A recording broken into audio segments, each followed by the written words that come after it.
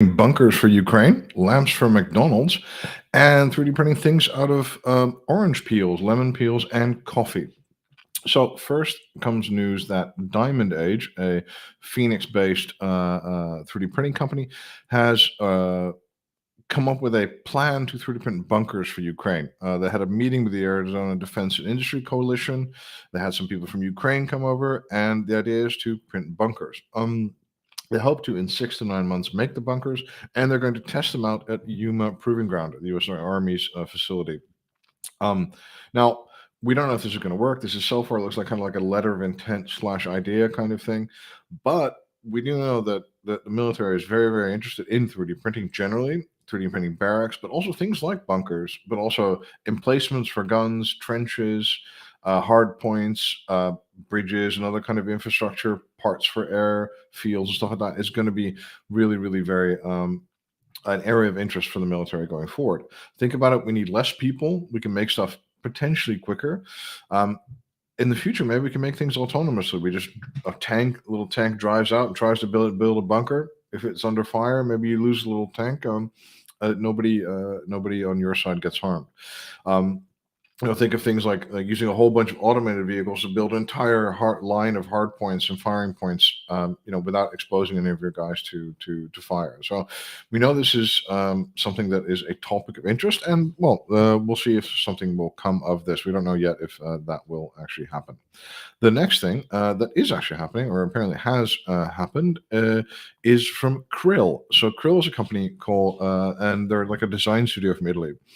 And they make a material called ReKrill. And ReKrill is made out of old lemon peels, old orange peels, or coffee waste. So what I love about this is materials that you can get from a single source. So you could work, for example, with a restaurant that uses oranges to get their things, or you can work with Zumex. That's like the Mexican company that makes all these machines that make oranges for you out of fresh oranges. And you could collect all their oranges and then make a material out of them. So that's nice, first off. Now, I also like the fact that you tie in with brands. So here they're making a thing, an ice bucket or something like that for San Pellegrino, made out of the same oranges, but a waste product from the oranges that go into San Pellegrino. I love that as a concept. It's really nice. The company says that the materials are biodegradable. It doesn't say they're compostable, by the way. It says biodegradable. And yeah, the food waste angle, I think we're going to be seeing a lot more of that, and I think it's really interesting. I think it's something that will get them a lot of attention with brands that are trying to either appear or be more sustainable. They also say that they can take the material afterwards and completely recycle it.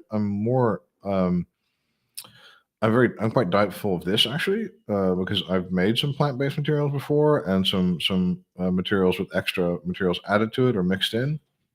And recycling that thing into a new thing is actually quite difficult usually if you're going to be only using that one material. But hey, if that's true, that could be really, really amazing as well, because then you'd have a very circular material made in part at least from bio-based kind of things. And the approach to market is nice. These guys are saying we're a design studio, we invented a material. They're not saying we're a materials company, buy our material.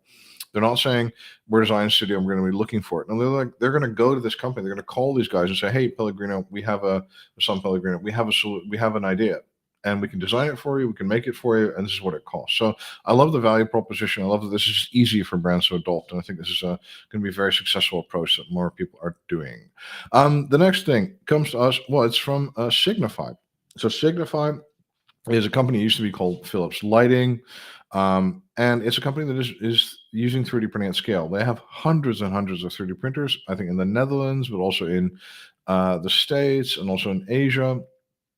And they're printing luminaires. So they really pioneered the printing of luminaires for like a luminary kind of assembly type parts to make our sales cycles go faster. But also you can buy directly 3D printed luminaries for them. And you can also, like as a consumer, do this, but also as a company. And now they're also working with McDonald's. Now, we don't know how big the rollout of this is yet. We don't know how big the implementation is. But what I like about this is the reason why McDonald's chose the 3D printed lamp. It wasn't for the cool 3D printed thing. McDonald's wanted something that was durable. That could withstand the daily abuse of operating in a McDonald's, getting cleaned often, getting knocked about, that kind of thing. They wanted it kind of local manufactured, kind of sustainable. They wanted it to be recycled after the fact. These things are made out of PCABS or polycarbonate. I think it's It's a specially formulated polycarbonate. I think it's well, it's Covestra. I think it used to be Covestra, but it's Covestra polycarbonate, and and it would be quite easy to recycle these one material luminaries. What they also wanted is a custom design, something unique for them, right? And they wanted something that McDonald's owned the IP, or at least the design rights to this lamp. So this is kind of interesting. I never thought of companies doing it. I've suggested it to people, but nobody actually likes doing it. But the idea of McDonald's, owning this design and saying no one else can use it, and we will decide when it gets printed and how it gets used in future. I think that kind of control, you can do if you're a large corporation like McDonald's, and it's interesting that people are thinking about this. They're also looking for a short lead time, and they're looking for a very, very kind of like a scalable solution, which they could take to many more stores if it was successful. Now, again, we don't know if this is in one McCafe or all over. But I like the fact that the Signify is doing this because it makes sense to them as a business, and this could really become a huge implementation.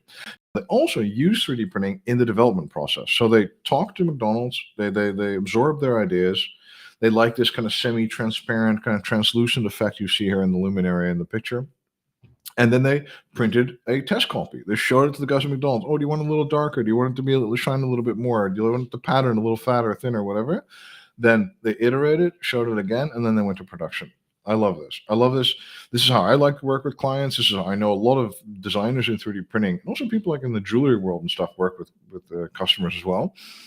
I've known a lot of other people do because they just can't. And then here you're really kind of working together with the customer to develop a solution that's very tailor-made for them, but also makes them feel confident that their input has been listened to and that they know what they're going to get. So I think this is a wonderful 3D printing case, and it's great that large corporations can kind of work on this. And imagine combining for luminaries, the plant-based material is a bit more difficult, but imagine if we could take like post-consumer waste, like the coffee grounds at the Mac Cafe, to make the next generation lamps. Imagine how nice that would be for McDonald's to do this, and imagine how that would have a really positive impact for them as well. So I think that'd be a really nice idea, something like that. Anyway, this was 3D Printing News Unpeeled. Thanks to 3dprint.com. My name's Joris Peels, and I hope you learned something today and this was useful. You have a great day.